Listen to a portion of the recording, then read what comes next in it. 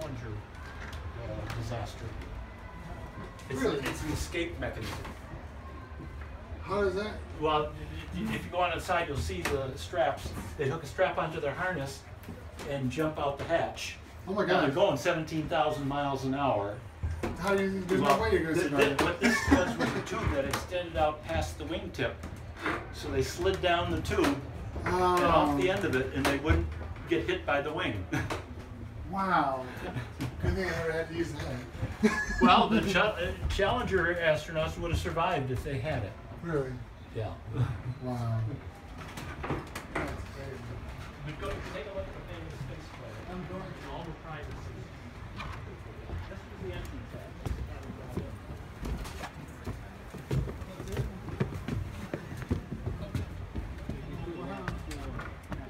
And this is the end of that escape tube. Not quite as glamorous as you think, would it? Yeah.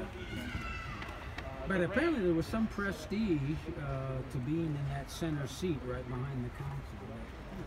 It may have been doled out to the Senior, whatever. yeah, or most likable.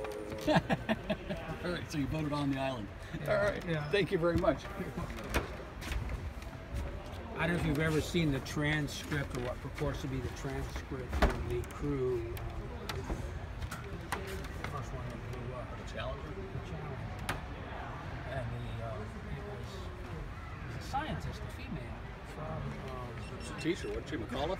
Well, she was on there as well, but one of the real astronauts whose name is she was from Akron. Okay. And I need to. This was not on display for about 18 months, so I downloaded everything out of my brain. She was, if what they depicted was accurate, at launch she had the filthiest mouth of anybody. Awesome. Yeah, She must have been military. that she may have been, but it was, you know, such excitement. Oh, yeah. That's hilarious. That's a challenge.